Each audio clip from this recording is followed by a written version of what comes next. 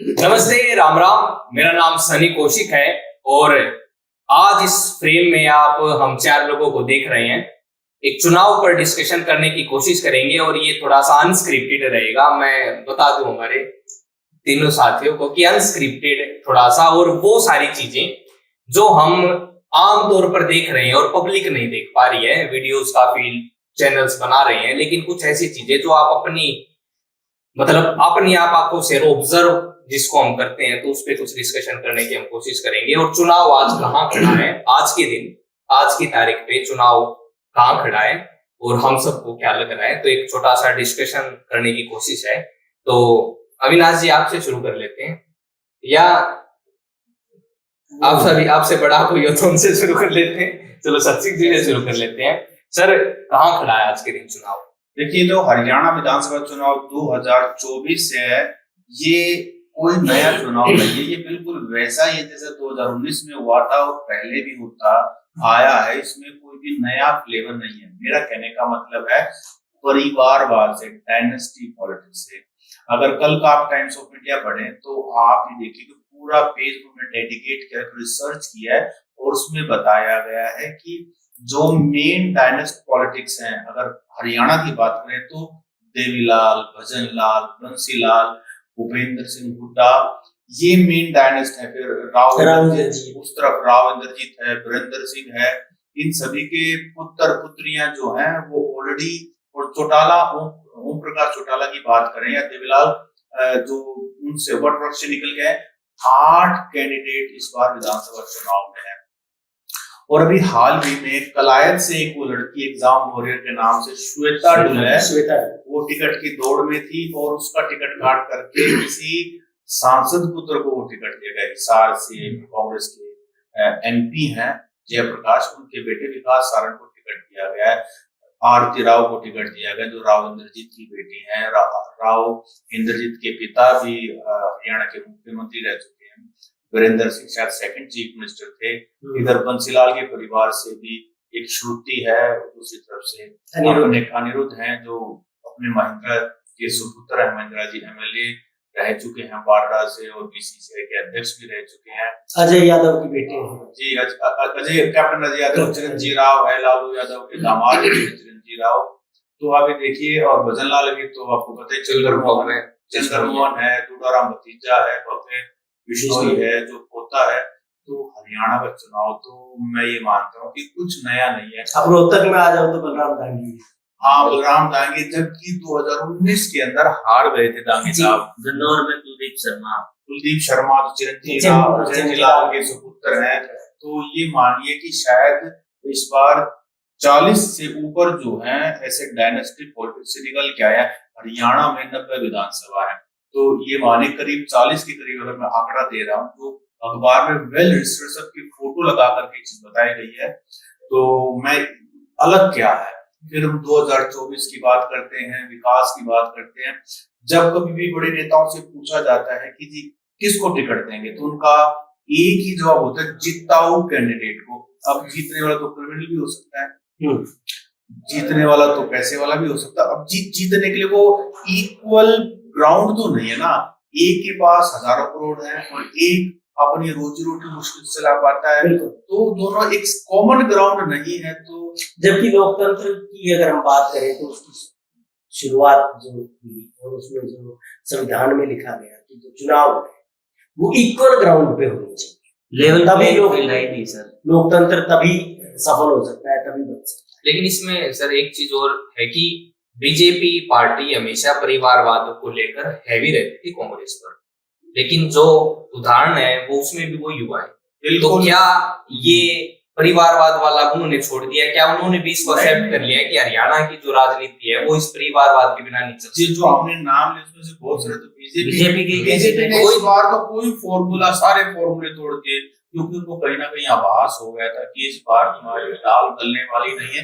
इसीलिए तर्कश में जितने भी थे छोड़ दो, लगने हैं नहीं लगने की अलग बात है, लेकिन तुम अपना कर लो। तो यही मैं कहना चाह रहा हूँ, क्या उन्होंने एक्सेप्ट कर लिया कि हरियाणा में परिवार के बिना राजनीति करना संभव नहीं है? जी बिल्कुल। आप ये देखिए, भजनलाल के जो पोते हैं भव्य विष्णु या आरती राव जो है वो ये बीजेपी के ही तो है। दुराराम है, दुराराम तो वो असल- जो एक चीज वो असल बोलते में रहे कि बाप बेटे की पार्टी, तो ये जल्दी से ये इसमें भी ऐसी कुछ असल बातें में हो समझे सकती क्या है। है कि कोई भी पार्टी हो, चाहे बीजेपी हो, कांग्रेस हो या कोई और पार्टी हो, इन्हीं 20-30 परिवारों में से मुश्किल से होंगे। हर पार्टी में आपको टिकट आपको मिल जाएंगे। कोई आज कांग्रेस से लड़ रहा है तो कल बीजेपी से लड़ेगा, कल बीजेपी वीक हो जाएगी तो फिर कांग्रेस में आ जाएगा। मतलब ये चक्कर चलता रहता है। मतलब ये साइकिल एक ऐसी है, ये टूट ही नहीं पा रही है। नए युवाओं को मौका ही नहीं मिल रहा। अच्छा, जो नए युवा आ रहे हैं तो उनकी टिकटें कट जाती है, उनको टिकट ही नहीं देता कोई भी नए युवाओं को। तो वो कहते हैं ना, there is no change in government, exchange of government है। वही लोग इधर से उधर आ जाते हैं तो जनता को ऐसी कॉपी बनाते रहते हैं। तो उसमें जी अभी लोकसभा चुनाव जब हुआ उस समय पे एक स्टडी आई थी सामने, मैंने उसको देखा। हरियाणा से सिर्फ 6 महिलाएं अभी तक लोकसभा में पहुंची। मतलब वो जीती बहुत बार है, कोई 4 बार जीती है, कोई 2 बार जीती है, कोई 1 बार जीती है, लेकिन संख्या सिर्फ 6 है। इसी तरह से अगर आप एमपी की लिस्ट उठा के देखेंगे, मतलब हर बार 10 एमपी जीत के जाते हैं, लेकिन अगर हम टोटल करके देखेंगे तो वो गिनती के लोग हैं। और हरियाणा की इसी- बात करें तो आज तक एक भी महिला मुख्यमंत्री कुर्सी तक नहीं पहुंच पाई है। हाँ, और इसी में मैं एक बहुत इंटरेस्टिंग खबर इसमें मैं जोड़ सुनील गार्ड इसमें ने मैं जोड़ दूं, क्या इसीलिए कुमारी शैलजा नहीं, इस कारण इसका ये नहीं है, लेकिन ये भी एक कारण है कि महिला को एक्सेप्ट करना, दलित समाज से आ रही दलित है। को accept करना। वो अलग बात है कि उनका ग्राउंड लेवल उतना कनेक्ट भी नहीं है, ये भी एक सच्चाई मान लेते हैं। वो उतनी पॉलिटिकली एक्टिव नहीं है, लेकिन मौका तो मिलना चाहिए। देखो 2 चीजें हैं इसमें जो मुझे लगता है, वो जो इक्वल ग्राउंड वाली बात है सबसे, वो यहाँ भी लागू होती है। वो एक महिला है, वो 7 बजे 8 बजे के बाद की जो पार्टियां होती हैं, जो कनेक्टिविटी के जो तरीके होते हैं, वो उनको नहीं अपना सकती। मतलब उनकी अपनी लिमिटेशन है, वो उस तरह से फ्रीली लोगों से नहीं मिल सकती, उस तरह से फ्रीली लोगों के बीच में नहीं बैठ सकती। एक महिला होने के नाते एक लिमिटेशन रहती है। लेकिन सर 5 साल गायब ही रहना, चुनाव लड़ा हार गए तो उसके बाद गायब भी हो जाना, ये भी ये एक चीज बात है। और रात वाली तो समझ में आता है। तो मुझे लगता है कि ऐसे मामलों में जो पॉलिटिशियन होता है उसकी जिम्मेदारी बढ़ जाती है कि जब तुम इतनी बड़ी सेलिब्रिटी और एमपी होने के बाद भी यूनियन मिनिस्टर भी रह चुके हैं आप, तो तुम नहीं निकल सकते, तो बाकी महिलाओं का हाल क्या होगा। इसी में जोड़ देता हूँ, फिर कुलदीप के पास आएंगे। अनिल विज साहब ने भी बोल दिया कि मैं क्यों नहीं सीएम। तो ये क्या, क्योंकि नायब सैनिक को लेकर आए और पीछे भी शायद उनका नंबर नहीं लगा, ये किस तरीके की चीजें चल रही है। चित्रा सरवारा जो है बहुत ही पावरफुल, जो इंडिपेंडेंट के रूप, मतलब कांग्रेस ने उनको टिकट नहीं दिया, फिर वो एक अलग सी पार्टी से, ऐसी पार्टी जो एग्जिस्ट नहीं करती, बिल्कुल नाम कम है, उसकी उम्मीदवार बन करके आई है। तो अनिल विज साहब को लग गया कि इस बार बीजेपी का तो समय लग गया है, तुम इंडिपेंडेंट भी बन लिए, बीजेपी से बन लिए, इस बार कहीं लोगों का गुस्सा, क्योंकि जीटी रोड पर एजिटेशन जो हुआ है किसान और जो किसान आंदोलन अभी भी जो बैठे हुए हैं शंभू बॉर्डर पर, वो अंबाला की बॉर्डर के ऊपर है, तो उसका प्रभाव कहीं ना कहीं अनिल विज को अपनी सीट से खोकर ना देना पड़े, इसीलिए वो एक पैतरा फेंका है कि लोग मुझे कमजोर ना समझे, मुझे काट करके फेंक दिया गया, मुझे मंत्री नहीं बनाया, मुझे खट्टर साहब के बाद नायब सैनिक को बना दिया। तो ये कहीं ना कहीं लोगों को एक देने की बात है कि भाई मुझे कंसिडर करो, मैं भी हूँ, कहीं तो मुझे भूल जाओ। जी कुलदीप, इसी में बात है कि राव इंद्रजीत भी जो है कि इसी दौड़ में है कि मैं मुख्यमंत्री बन जाऊं।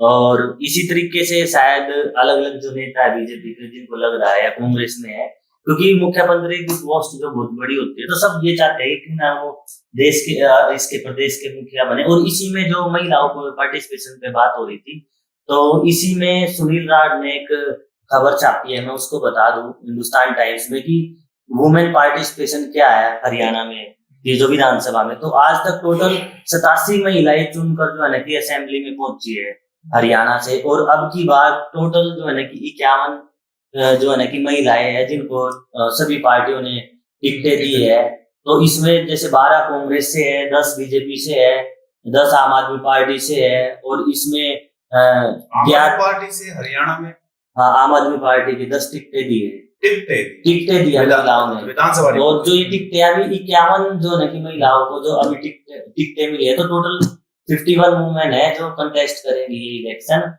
और इसमें 8 जेजेपी से है, और 11 INLD और BSP से है। तो वुमेन पार्टिसिपेशन की जब बातचीत हो रही थी, जब टिकटें ही नहीं देंगे, उनको जितवाएंगे ही नहीं, तो वो विधानसभा में और कैसे ये तो हाल पहुंचेंगे? तब है जब 33% रिजर्वेशन घोषणा हो चुकी है। 2028-29 में जब चुनाव होगा तो उसमें ये लागू होगा। तो अभी भी जो पॉलिटिकल पार्टीज है वो मेंटली रूप से तैयार नहीं है वुमेन को उसका स्पेस। और इसमें भी ये होता है, मान लिया टिकट तो महिलाओं को मिलेगी, लेकिन जो उनके घर के पुरुष है या जो उनके हस्बैंड है, मतलब चौधर कह ले या जो सरपंची कह ले, एक तरीके से जो विधायकी वही चला। एक नया वर्ड आया, सरपंच प्रतिनिधि। नहीं, इसमें मैं जो पूछना चाह रहा हूँ, सरपंच की जो पत्नी होती है उसको तो सरपंच नहीं कह देते हैं, और अगर महिला सरपंच है तो सरपंच साहब को क्या कहते हैं, ये जरा तो बताओ। इसका नहीं पता। जैसे थानेदार है तो थानेदार नहीं बोल देंगे उसकी मतलब पत्नी को, तो ये कोई शब्द तो फिर चाहिए, क्योंकि महिलाएं भी और सरपंच ये है। सनी बहुत सेंसिटिव इशू है कि जी ऐसी सोसाइटी में हम आजाद हुए इतने साल हो गए कि वुमेन पार्टिसिपेशन की हम बात करते हैं, जब तक असेंबली में पार्टिसिपेशन नहीं होगा, जो उनके मुद्दे हैं या उनके जो सवाल हैं, उनकी जो समस्याएं हैं, वो जनता के सामने नहीं आएंगे, वो संसद में नहीं उठाएंगे, वो विधानसभा में नहीं उठाएंगे तो उनको लेकर कोई काम भी नहीं। MDU के एक प्रोफेसर ने इस पर रिसर्च भी किया है और रिटायर होने के बाद रिसर्च किया, और उन्होंने हिमाचल और जो हरियाणा है जो सरपंच हैं, महिला सरपंच, उनको रिसर्च उन्होंने बताया कि जो हिमाचल है उसमें जो महिला सरपंच है वो एक्टिवली पार्टिसिपेट करती हैं, डिसीजन मेकर है वो। लेकिन हरियाणा में उन्होंने खूब रिसर्च किया, सिर्फ 2 महिलाएं मिली जो थोड़ा बहुत एक्टिवली पार्टिसिपेट करती, बाकी सभी के सभी या तो ससुर सरपंची कर रहा है, या उसका पति सरपंच कर रहा है, उसका जेठ सरपंच कर रहा है, यानी कि पुरुष सरपंची कर रहे हैं। मतलब वो बस क्योंकि सीट महिला- रिजर्व आ गई है महिला को करना, तो इसलिए बिठा दी गई है, संभाल हो ही रहेगा। हाँ, जो महिला रिजर्व सीट्स होती हैं। मतलब हरियाणा का बहुत बड़ा नाम है, सोशल साइंटिस्ट है प्रोफेसर D.R. चौधरी जी। उन्होंने बहुत उससे लिखा है, बहुत बार लोगों के बीच में कहा है कि हरियाणा का जो समाज है बहुत फूल समाज, मतलब वो जो अपनी परंपरागत चीजें हैं उसको छोड़ने को तैयार है, इसीलिए हम आगे नहीं बढ़ पाते। मतलब जो सत्ता है पुरुष के हाथ में, जो पितृ सत्ता है, वो इतनी मजबूत है, वो इतने पैतरे जानती है कि आप उनको कहीं ले आओ, महिलाओं को, आपको जो धर चाहिए, इस चौधर को जो पुरुष समाज नहीं छोड़ना चाहता। हम बात करते हैं दूसरे स्टेट की, बात करते हैं दूसरे देशों की जहाँ पे विकास हो, तो हम चाहते हैं कि विकास तो हमारा वहां तक हो जाए, लेकिन ये जो हमारी चीज है ना, जमी जुमाई जड़ें हैं, बहुत बोथरी जमीन पे जो है, और बहुत आधुनिक विचार हम अपनाना नहीं चाहते। लेकिन कभी कभी एक्सेप्शन भी हुए।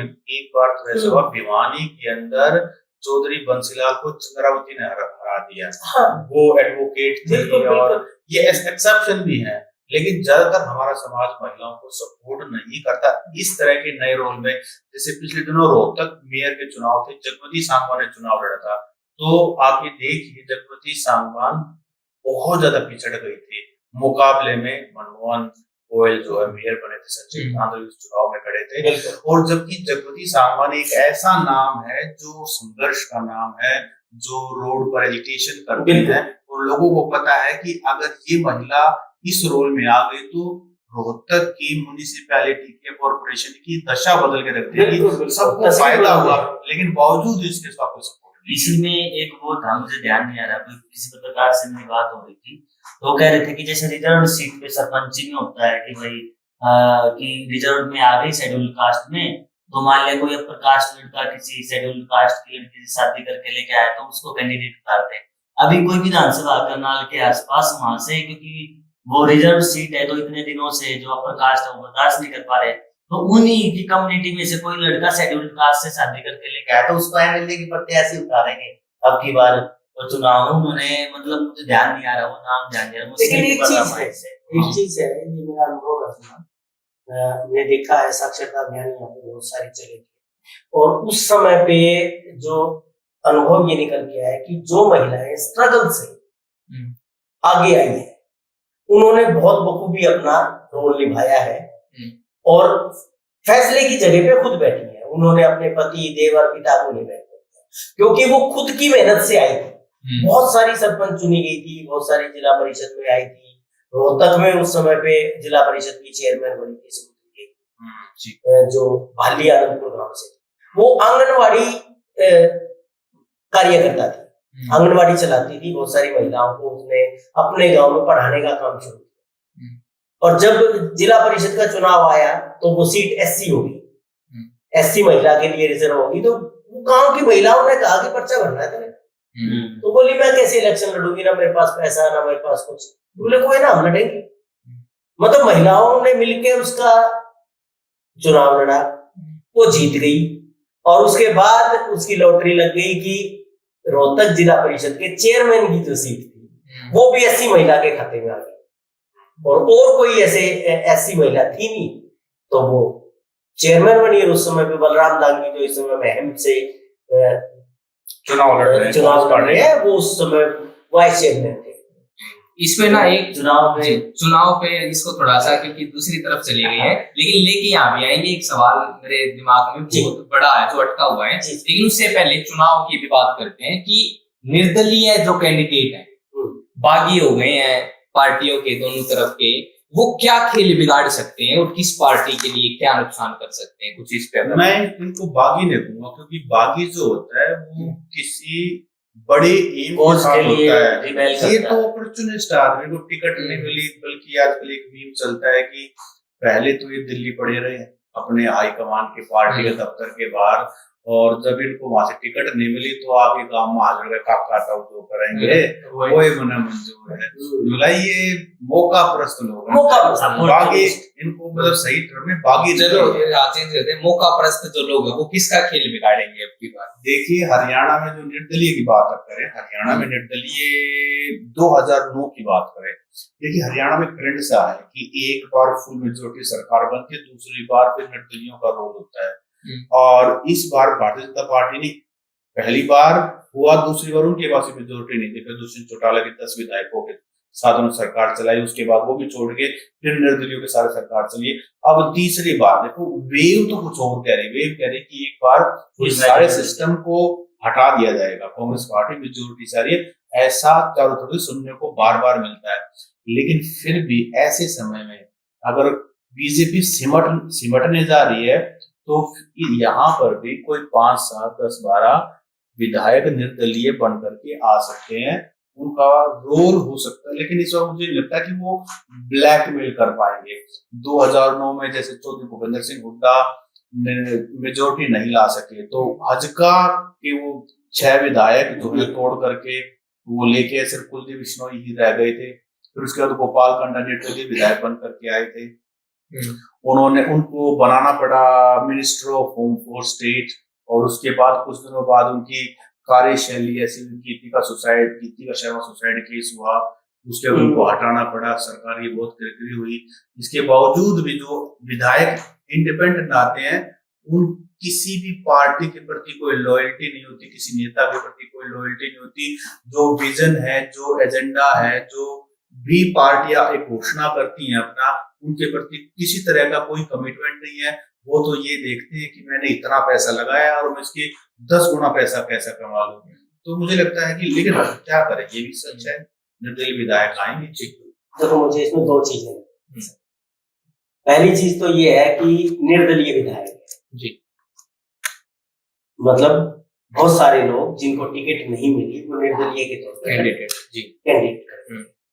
दूसरी बात इसमें यह है कि बहुत सारे लोग जो भारतीय जनता पार्टी और कांग्रेस से टिकट चाहते थे, उनको टिकट नहीं मिली, तो उन्होंने जजपा में और इनेलो में और आम आदमी पार्टी में अपनी भविष्य को तलाशा। मतलब मेरे लिए वो दोनों बराबर है। मतलब ये तीनों ही पार्टियां ऐसी हैं, आम आदमी पार्टी, इनेलो और जजपा, जो इस इंतजार में बैठी रही कि किस नेता को कहां से कांग्रेस की और बीजेपी की टिकट नहीं मिलेगी तो वो हमारी तरफ आएंगे। बातें पहले चलती हैं, वो चल रही थी, भाई नहीं मिली तो ट्राई कर रहे हैं। लेकिन इसमें जोड़ू रोहतक का तो ऐसा हो गया, मेरे को लग रहा आम आदमी पार्टी में भी कंपटीशन था। हाँ, रोहतक से साहब की टिकट कट गई, काफी दिन से एक्टिव थे, लवली टुटेजा की मैं बात कर रहा हूँ। ऐसा लगा कि उनकी भी टिकट कैसे कट सकती है। ये ऐसा हुआ। लेकिन जो मैं कहना चाह रहा हूँ ना, वो मतलब ये है कि इस बार कांग्रेस ये चाहती है, या चाहेगी या चाहना चाहिए हम्म, कि जितने कम निर्दलीय खड़े हो या जीते वो उनके फायदे। बीजेपी ने जो सेटिंग की है वो ये है कि उनके जो बहुत सारे पावरफुल नेता हैं जो जीत सकते थे उनको उन्होंने टिकट नहीं दिया और वो निर्दलीय खड़े हुए।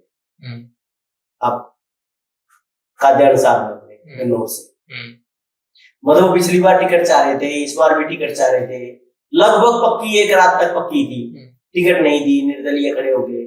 ठीक है, कोई मनाने की जरूरत नहीं है क्योंकि उनको पता है कि ये निर्दलीय रह के ज्यादा जीत सकता है, पार्टी में रह के कम जीत सकता है। तो बीजेपी के बहुत सारे ऐसे नेता हैं। नहीं, आप ये कहना चाह रहे हो कि ये भी एक स्ट्रेटेजी का पार्ट, स्ट्रेटेजी का पार्ट है, मेरे को ऐसा लगता है ये स्ट्रेटेजी का पार्ट। मैं भी मतलब जितनी बातें सुन रहे हैं, बोल रहे हैं कि टिकटें अच्छी नहीं बांटी गई बीजेपी पार्टी की तरफ से, तो इतनी कमजोर पार्टी तो नहीं है।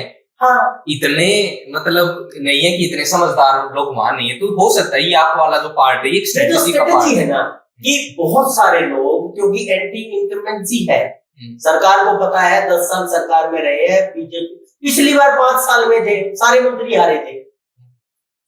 देखिए ओमप्रकाश धनखड़, कैप्टन अभिमन्यु, ये सारे बराड़ा बुर्रा सब लगभग जितने मंत्री थे उन सब का एक कटार, एक अनिल विज को छोड़ के इसमें गुहाना में तो है ही जो कैंडिडेट है अरविंद शर्मा, डॉक्टर अरविंद शर्मा और अर्शी कारा। तो यहाँ अर्शी कारा का तो दाव लगेगा नहीं, लेकिन अगर वो कुछ ज्यादा वोट ले गए तो फिर वो मलिक साहब का गेम बिगाड़ देंगे। मतलब इसी तरीके पार्टी इस बार इस पे भी गेम खेल इसी तरीके से आप बड़ौदा विधानसभा को देखोगे, जैसे गन्नौर की सर ने बातचीत की, मैं गन्नौर का हूँ, तो मुझे पता है कि जो जाट वोटर पहले कांग्रेस के साथ थे उसमें से कुछ वोटर अब देवेंद्र कादियानी की तरफ हो गए। उसने पंचायत के अपने गांव में बजाना खुला, बारा की पंचायत की, उसमें उन्होंने समर्थन दिया। 52 से ज्यादा जो गांव थे उनके सरपंच थे और ब्लॉक समिति के मेंबर थे, तो ये इतने लोगों का उन्होंने समर्थन हासिल किया। इसी तरीके से आप बड़ौदा विधानसभा में आ जाइए, हाँ। तो डॉक्टर कपूर सिंह नरवाल को टिकट नहीं मिली तो निर्दलीय पर्चा भर दिया, तो जीता हुड्डा, ये कपूर नरवाल और भूपेंद्र मलिक, ये 3 लोगों आज अभी जिस टाइम हम चर्चा कर रहे हैं इस टाइम पे वहां बहुत बड़ी विशाल जनसभा हो रही है, काफी लोग ज्वाइन कर रहे हैं। और डॉक्टर कपूर सिंह नरवाल को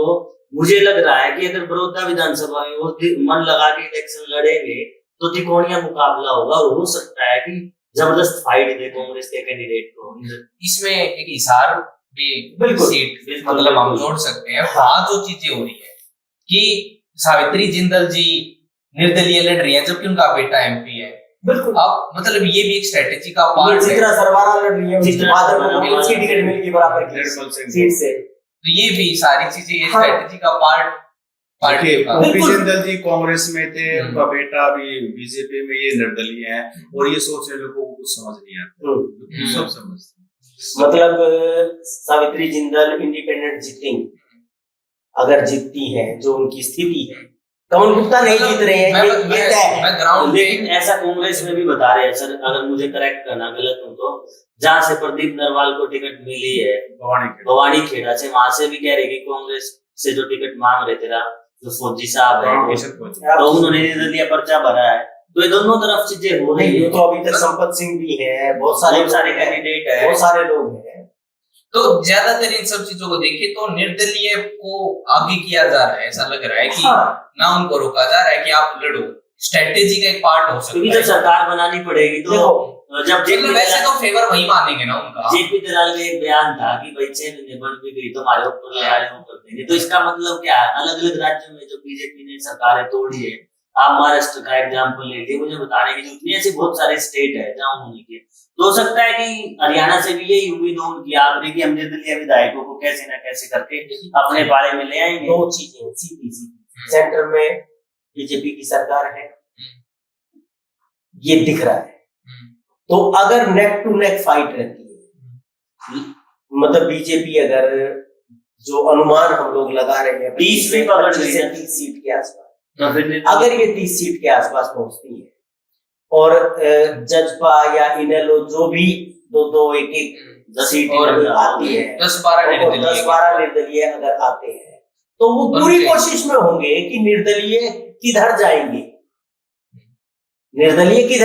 5 साल रहना है उनको, और 5 साल में अपने इलाके में मुंह भी दिखाना है और अपने घर में भी दिखाना है। तो वो जो चीजें हैं वो मुझे लगता है कि झुकाव जो है बीजेपी मान के चल रही है कि निर्दलियों का झुकाव उनकी तरफ होगा अगर क्योंकि बार्गेनिंग का समय आया तो। क्योंकि बीजेपी को उनकी रग पता है, वो 10 साल में रहे हैं, फाइनेंसिस अच्छे जुटा लिए हैं, ऊपर मोदी और शाह है तो लट भी गए और पैसे लिए कौन से लेने हैं। बयान सुनो सर, मुख्यमंत्री नायब सिंह सैनी ने क्या बयान दिया जब रोहतक में आए कि भाई दुष्यंत तगड़ा हो जाए। तगड़ा होने का मतलब क्या है कि उसको कह रहे कि आप कुछ ना कुछ एमएलए लेके आओ फिर हम सरकार बनाते हैं, इसका यही तो मतलब है तगड़ा हो। नहीं तो नायब सिंह सैनी को क्या वो तगड़ा वो मजबूत थोड़ा उस तरीके से थोड़ा ना कह। चलो इनकी बात आ गई है जेजेपी की टीसी पे, थोड़ा एक मिनट जरूर, वो किस स्थिति में है, क्या कुछ जननायक जनता पार्टी का मुझे लगता है इस बार खाता नहीं खुलेगा, क्योंकि 2019 में जो उन्होंने लोगों का मैंडेट लिया। देखिए मैं एक बात कहना चाहता हूँ, हरियाणा में पार्टी पूर्ति को ज्यादा सिस्टम नहीं चलता, सेंटीमेंट चलता है। और सेंटीमेंट जो दुष्यंत चौटाला ने किया है, वो बाहर अंग्रेजी स्कूल में पढ़ गया, उसको लगा कि तुम इतने ज्यादा पढ़ लिख लिए हो, विदेश भी गया, इतने ज्यादा अंग्रेजी बोलने वालों में वो रहा, उसको लगा कि तुम जिसको चाहो जब चाहो टोपी पहना दो। लेकिन यहाँ सेंटीमेंट का मामला है। जब दुष्यंत चौटाला को 10 सीटें थी तो सेंटीमेंट काम कर रहा था, और अब जो anti Dushyant Chautala, anti BJP sentiment है, उससे भी ज्यादा हैवी है, ज्यादा एग्रेसिव है एंटी दुष्यंत चौटाला, क्योंकि वो अपना होकर के लोगों का ये मानना है कि ये तो हमारा अपना था और इसने हमें धोखा दिया। तो दुष्यंत चौटाला को मुझे लगता है 2024 के चुनाव में माफी नहीं है। 2024 में दुष्यंत चौटाला की जो पार्टी जननायक जनता पार्टी, और फ्रस्ट्रेशन का हाल देखिए, उनकी मां ने अनूप धानक जो मंत्री रहे उनके बारे में क्या कहा, मैं बोलना नहीं चाहूंगा, वो उनकी पार्टी की रही है और उनमें सबसे लॉयल रही है। और वो देखो नैना चौटाला उनको कह रही है कि ये तो जो है ना इस तरह की भाषा उनके खिलाफ यूज की, लेकिन खुद तुमने क्या किया? खुद दुष्यंत ने और नैना ने क्या किया? लोगों से एंटी बीजेपी का अपने मैंडेट लिया और उसके बाद उनकी गोदी में जाके बैठ गए। तो कम से कम उनको कोई हक नहीं है दूसरे पर उंगली उठाने का। लेकिन ये चीजें अब देख भी रहे हैं हम कि जब सभाओं में जा रहे हैं नेता तो लोग अब टोक रहे हैं उनको, ठोक नहीं रहे हैं, ठोक रहे हैं, ठोक रहे हैं, सही बात है, टोक नहीं ठोक रहे हैं। और मेरे हिसाब से ये अभी 2-4 दिन में और बढ़ने वाली है चीजें। ये बड़े ट्रेंड है, ये पिछले दिनों में चला है, लोकसभा चुनाव से पहले ये किसान आंदोलन का मुझे लग रहा है, किसान आंदोलन का ये असर है कि लोग खड़े होकर सवाल पूछते हैं नेताओं से, पहले नहीं पूछते थे, पहले डरते थे नेताओं से कि पता नहीं क्या कर देगा। बिल्कुल ये कारण था, जब कभी सरकार आपके द्वार ओम प्रकाश चौटाला पंचायत लगाते थे और कोई किसी तरह का कोई शिकायत करता था और उनको टोन अलग लगती थी तो उसके बारे में टिप्पणी यूज करते थे, बाद में जो घटना होती थी उनके साथ तो उससे लोग सहम जाते थे। हालांकि हरियाणा के लोग हैं, तबके नहीं है, लेकिन क्या करें, सबके बाल बच्चे हैं, परिवार है, तो इसे चुप हो जाते थे। लेकिन सोशल मीडिया के जमाने में सबको बोलना आ गया, हर चीज का आर्काइव तैयार हो जाता है, अगर कोई गड़बड़ करता है उसी टाइम वायरल हो जाता है। तो हर नेता, हर पॉलिटिकल पार्टी इस मोबाइल से सबसे ज्यादा इससे डर रहा है, वो इसीलिए उसकी दबी जुबान रहती है और तरीके से वो रहता है, कम से कम डिसेंट बिहेवियर रखता है। और इसलिए मूवमेंट सिखाते हैं ना, कई बार हम कहते हैं कि आंदोलन, वो ज्यादातर लोग ये कह देते हैं कि आंदोलन करने पर तो उससे क्या होता है भाई, समाज में कुछ नहीं बदलता। तो उससे ये होता है कि लोग सीखते हैं और वे बताते हैं कि हम बिल्कुल। कई बार कहते नहीं है भाई पुलिस से बहुत डर लगता है, पर जो एक रात थाने में लौटा होगा वो फिर पुलिस से नहीं डरता। तो लग चुके हैं, अब क्या डर है? इससे ज्यादा क्या है? केसेस तो किसान एक और चीज है जो हरियाणा की एजुकेट किया मुझे लगता है। मतलब हरियाणा की जो बात कर रहे थे, लोग किसी को जिताने के लिए वोट निकालते हैं, मरोड़ निकालने के लिए, दूसरे को हराने के लिए वोट, मैं हराने के लिए वोट देते हैं हरियाणा के लोग, जिताने के लिए बिल्कुल। मैं 12 विधानसभाओं में जा चुका हूँ अब तक और कम से कम 200 लोगों ने ये बात बोली है, हमने नहीं बेरा कौन जीतेगा, ये आएगा, ये है, हमने नहीं बेरा भाई मारो ना पूछ जाए। बताओ, मैं तो नहीं बताऊं कौन आएगा। तो ये जो चीज है ना, मतलब मैं ये नहीं जोड़ दूं इसमें, वो ये नहीं कह रहे कि कांग्रेस हमारे लिए कोई बहुत अच्छी है, हमें कोई पसंद है, हमने नहीं बेरा भाई, लेकिन बस वो है कि ये भी सेंटीमेंट, वही बात है, बीजेपी कट लानी है। कि भाई वो उन्होंने भी जख्म दिए थे, बस वो पुराने से हो गए, यो नया इस न पकड़ दो। तो ये जो लहर इस तरीके की आ रही है ना, अब ये चीजें, लेकिन इसको कैसे टैकल करेंगे? लेकिन ये बहुत पता है लोगों का, बहुत शार्प लोग, बहुत शार्पनेस है, ये बहुत परिपक्व हो गए लोग, इतने बेवकूफ नहीं रहे हैं जितने हम लोग समझते हैं ये या राजनेता समझते हैं, नहीं रही। है ना? हाँ बिल्कुल, मैं तो इसमें एक चीज और जोड़ूंगा, अगर कोई नेता वीडियोस को देख के ये समझ रहा हो कि मैं इस विधानसभा में जीत रहा हूँ या मैं हार रहा हूँ, तो वो गलत फहमी में है। लोग कैमरा बंद होने के बाद जो हमें बताते हैं वो अच्छी चीज, वो असली बात। वो बताते हैं अच्छा कैमरा ऑन करोगे, ठीक है भाई साहब ये बात है, एक कोई बंद कर लिया भाई, ये सुन मेरी, फिर वो जो 10 मिनट मेरे को समझाता है या आपको समझाता है ना, वो है एक्चुअल। और इसमें एक और चीज ऐसा नहीं, सभी लोग मुक्तल नहीं होते। जैसे गांव में आप जाओगे सर्वे करने चुनाव में, जो काम नहीं करते, जो लेबर क्लास नहीं है, जो मजदूरी नहीं करते, दिहाड़ी नहीं करते, वो तो गांव में बैठे रहते हैं। आप दिन में जाकर पूछ लोगे, जो मेजोरिटी ऑफ द वोटर्स है जो, वो तो रात को आता है, आज जो सुबह काम पे जाता है शाम को उसकी जो ओपिनियन होती है ना, वो साइलेंट होता, फिर वो गेम बदल देता आखिरी में। फिर नेता को पता नहीं चलता हम हार कैसे गए, हमें कैसे पता चला, क्योंकि साइलेंट वोटर गेम बदलता है बहुत सारा। और बीजेपी के पास मुझे लगता है मेजोरिटी में साइलेंट इसमें मैं एक और चीज, पता नहीं क्यों आजकल ऐसे लगने लगा कि जनता थोड़ी सी शानी हो गई और नेता थोड़े से कम, क्योंकि एक ट्रेंड आप देखोगे बहुत खुल के सबको पता है, अपना जो IT सेल होता है सब नेताओं का, वो क्या करते हैं पब्लिक ओपिनियन कैप्चर करेंगे, उससे बुलवाएंगे भाई मेरे बारे में बोलते, मतलब उसका IT सेल, और उसको डाल देंगे उसपे, मतलब उसको खुद पता है नेता को यूं नहीं बुलवाया आदमी, और फिर भी उस आवाम में बह रहे हैं, क्यों ऐसा क्यों हो रहा है? एक परसेप्शन वीडियो होते हैं, उनको लगता है कि तुम जीतना तो तुमने है नहीं, लेकिन कम से कम इस दौरान तो तुम मजे ले रहे हो, जब तक मतलब सोशल मीडिया पे तो जीत ही लो, सोशल मीडिया पे तो युद्ध जीत ही लो। सर एक और मैं आप दोनों से सवाल है मेरा, और सन्नी आप भी, मैं काफी दिनों से, क्योंकि मेरा रिसर्च का काम है, तो मैं प्रोफाइल देख रहा हूँ, ट्विटर पे बीजेपी का पेज फॉलो कर रहा हूँ, कांग्रेस का फॉलो कर रहा हूँ, बाकी पार्टियों का जो भाषा है, आपने ट्विटर पे देखी होगी, जो ट्वीट में जो भाषा यूज कर रही है पार्टियां, मुझे लग रहा कोई बहुत सभ्य भाषा यूज कर रही है, मतलब बहुत ही कमतर लेवल की। आम अगर मेरी किसी की पर्सनल प्रोफाइल ऐसे शब्दों का प्रयोग वहां भी नहीं कर रहा, तो आपको क्या लग रहा है ये IT सेल जो संभाले हुए पार्टियों के, उसकी वजह से हो रहा है, ये जानबूझ के ऐसी भाषा का प्रयोग? मुझे लगता है कि ये स्ट्रेटेजी का पार्ट है, जो IT सेल को बीजेपी ऊपर से आदेश है कि तुमने, तुम्हारा कोई लेवल नहीं है, तुम जिस भी डिग्री से झुकना चाहो झुक जाओ, तुमने इम्पैक्ट डालना, उसके लिए प्रेफरेंस जो बहुत बढ़ता है का भी प्रयोग करते हैं, और इसीलिए रिक्रूटमेंट भी वैसी लोगों की हुई है। रिक्रूटमेंट भी आप बीजेपी के जो नेशनल प्रवक्ता है उनकी भाषा देख लीजिए,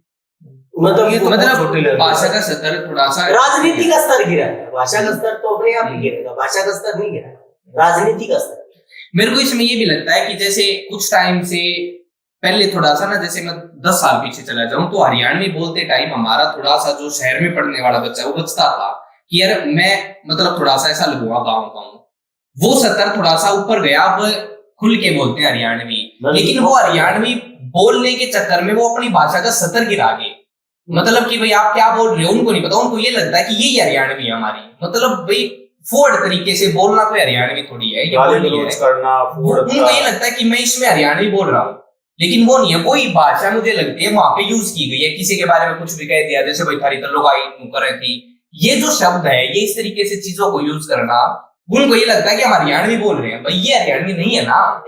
मेंटलिटी तो नेताओं की देख ही रहे, जयप्रकाश क्या बोल, बिल्कुल ऑर्डर टिक्की टिक्की लगा के नेता बन गए, मैं डांडी बना क्यों घूम रहा हूँ, फिर इस समय गलती किसकी है? जो नेता बना रहे हैं। हाँ, तो गलती तो समाज सोसाइटी की भी है ना, आप ऐसे लोगों को चुन रहे हो, ये भी तो एक चीज है ना। चलो खैर, वो तो हम चुनाव में ज्यादा ज्ञान देने लगे हैं, चलो बिल्कुल। और मुझे लग रहा है हमारी वीडियो इसलिए देख रहे हैं कौन सी पार्टी जीत रही है, और हम हो रही उस पे। और वैसे ये बात तो मैं बता देता हूँ, 8 तारीख को पता चल जाएगा कौन सी इतना है, ये सबको पता चल जाएगा।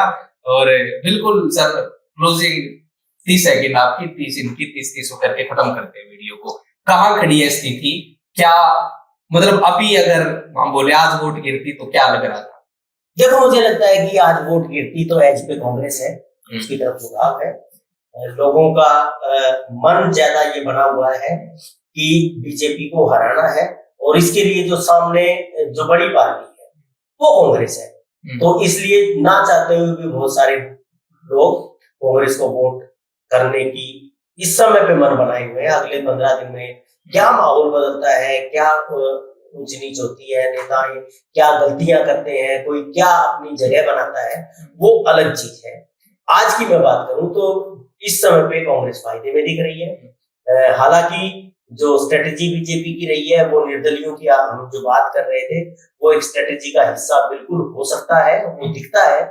और उससे जो बीजेपी की हम जो शुरुआत में आज से 2 महीने पहले सोच रहे थे कि जो हालात है वो बहुत बुरे होने वाले हैं, वो उतने बुरे शायद ना हो, तो वो अपना कुछ जोड़ तोड़ करके और फाइट में आने की कोशिश में। कुलदीप जी सर, आपने बिल्कुल सही कहा कि हरियाणा में बीजेपी की जो मनोहर लाल खट्टर सरकार थी, उसके बाद बदलने के बाद नायब सिंह सैनी के आने के बाद बहुत फर्क पड़ा है। जिस तरीके से हम लोकसभा चुनाव में घूम रहे थे तो हमने देखा कि लोगों का गुस्सा था कि अभी पलट देते हैं बिल्कुल सरकार, तो वो अभी नहीं है, उसमें थोड़ा टेम्परेचर लो हुआ है और कांग्रेस मेजोरिटी में सरकार बनाने जा रही है। क्योंकि उसका रीजन ये है कि लोगों में गुस्सा है 10 साल की जो एंटी इनकम्बेंसी बीजेपी पर, युवाओं को रोजगार नहीं मिला।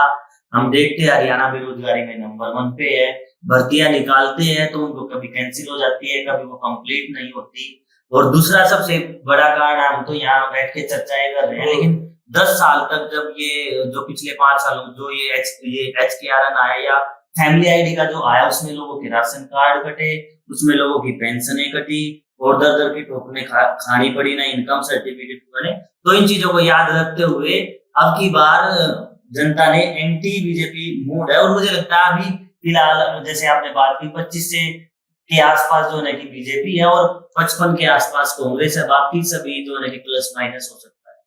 जी, मेरा मानना ये है कि जैसे अगर कोई किसी को किडनैप कर ले तो काफी लंबे समय तक, करीब 10 साल तक उसके साथ रहे, तो एक उससे ना इश्क सा हो जाता है, पता है कि इसने मुझे जो है ना जुर्म दिया है, और फाइनली जिस दिन उसको रिलीज करना होता है उसकी एक ना अटैचमेंट से हो जाती है, अब इसे विदाई होगी, थोड़ी देर उसको बैठ कर देखता है। मुझे लगता है कि जनता देख रही है कि ये वही लोग हैं जिन्होंने हमें 10 साल तक परेशान किया, हमारा लठ मारे हैं, हमारे ऐसी तैसी करी है, अब इनका जाने का टाइम आ गया, थोड़ी सी एक अटैचमेंट महसूस करें। फाइनल जो मेमना को शहीद करने से पहले एक बार उसको पकड़ रहे हैं कि कोई बात ना, थोड़ा सा प्यार मैं भी तेरे को दिखा दूं। तो मुझे लगता है कि इस बार BJP is going, Congress is coming, यही मेरा निचोड़ है।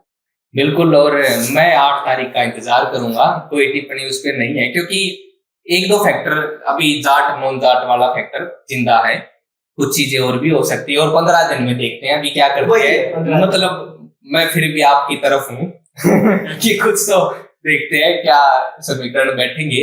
और वीडियो कैसा लगा, ये चर्चा हमारी कैसी लगी, एक कैजुअल सी टॉक हमने की, जो हमारे दिमाग में कुछ सवाल आए, शायद आप लोगों के भी ऐसे सवाल हो सकते हैं, क्योंकि इस तरीके की चर्चाएं नहीं है। कोशिश ये है कि ऐसी चीज ना हो बस बैठे और एक पर्चा पढ़ दिया और आपको सब कुछ बता दिया। एक सवाल, बेसिक सवाल जो लोगों के मन में है, नेताओं वाले नहीं, आम आदमियों वाले, आम जनता वाले सवाल हमने थोड़े से डिस्कस किए। आपको कैसा लगा वीडियो जरूर बताइएगा कमेंट करके। राम राम।